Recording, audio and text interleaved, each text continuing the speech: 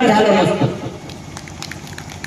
या गोंधळामध्ये तुम्ही जर पाहत असाल, कोणत्याही महापौराचे डॉक्टर नव्हते, कोणत्या कुंड्याचे सुद्धा डॉक्टर नव्हते। मी जेव्हा लहान होतो, छठी माझ्या अंगात नव्हती त्यावेळेस एकच डॉक्टर कुंड्याचा होता, म्हणजे तो म्हणजे भयंकर डॉक्टर। पण आज तुम्ही जर वाडावाडामध्ये जर गेलात तर तुम्हाला पवाराचे डॉक्टर, महाराजचे डॉक्टर, कुंड्याचे डॉक्टर दिसतील। हे का? या सगळ्या समाज बांधवांनी जिथं जिथं माझा आवाज जातो त्या सगळ्या समाज बांधवांनी याचा विचार करावा लागेल।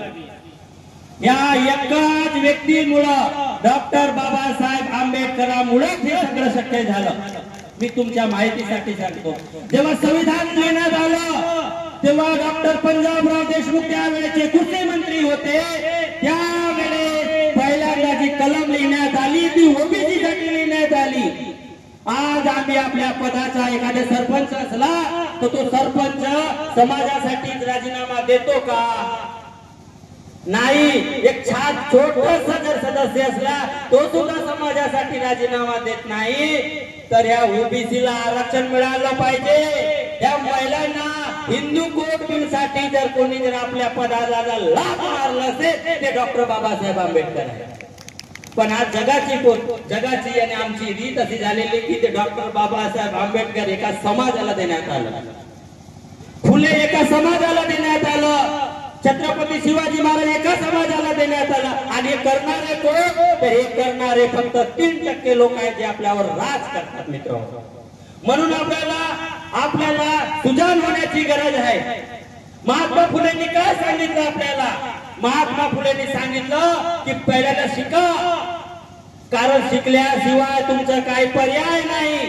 जेव्हा हंटर कमिशन भारतामध्ये आलं होतं तेव्हा महात्मा फुले एक पहिले व्यक्ती होते की या शोषित, पीडित, वंचित लोकांचा महार या मुलांना माडी समाजाच्या इथं टाकून दिलं। छत्रपती शिवाजी महाराजांनी तसंच काम केलं, त्यांना सुद्धा त्या मराठ्याच्या यांच्या आहे म्हणून त्यांच्या हे करून दिलं। मित्र हो, आपल्याला बाटण्याचं काम केलेलं आहे। मी तुम्हाला सांगू इच्छितो की शिक्षणाशिवाय पर्याय नाही, शिक्षणाशिवाय पर्याय नाही। आपल्याला शिक्षणापासून अलिप्त ठेवण्याचं काम पूर्वपारापासून करण्यात आलेलं आहे। आम्हाला शिक्षण घेण्याचा अधिकार नव्हता। आम्हाला जे क्षत्रिय म्हणून आम्ही आज मिरवणूक काढतो, आम्हाला फक्त तलवारी घेऊन त्याची सुरक्षा करण्याचं काम होतं। पण जेव्हा हे आमचे महामानव आले त्यांनी सगळं पाहिलं आणि तेव्हा कळालं की बुवा आता शिक्षण गरजेचं आहे। म्हणूनच महात्मा फुलेंना म्हटलेलं आहे, विद्येविना मती गेली, मती विना नीती गेली, नीती विना गती गेली, गती विना वित्त गेले, वित्त विना शूद्र खचले, एवढे अनर्थ या अविद्येने केले। मित्र हो, सगळ्याला मी सांगू इच्छितो, आपण अवश्य रामायण वाचायला पाहिजे, अवश्य भागवत गीता वाचायला पाहिजे, अवश्य कुराण वाचा, अवश्य सगळे ग्रंथ वाचा। पण एक ग्रंथ मात्र ते नक्की वाचा, तो म्हणजे ह्या देशाचा संविधान। आपण तो संविधान वाचत नाही।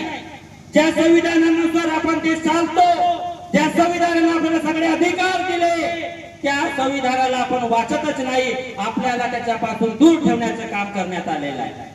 कारण संविधान कोणी लिहिले? डॉक्टर बाबासाहेब आंबेडकरांनी। ते वाचायचं कोणी?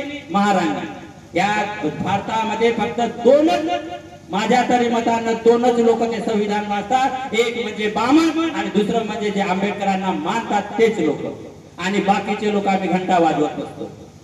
म्हणून माझी सगळ्यांना आग्रहाची विनंती आहे की सगळेच ग्रंथ वाचा आणि त्याचबरोबर आपण हेही वाचलं पाहिजे, संविधानही वाचलं पाहिजे, कारण संविधानाच्या अनुसार सगळं चालते मित्र। माझं असं काम नाही डिंग डिंग डिंगा आणि तुरीच्या झाडाला मुंगण्याच्या शेंगा, हे काम नाही आपल्याला। आपण सरळ सरळ बोलणारे सीधे माणसं आहोत, गरीबाचा लेकरू आहोत, त्यामुळे आपण सरळ सरळ बोलतो मित्र। म्हणून ह्या जेव्हापर्यंत आपल्याला जो इतिहास सांगण्यात आले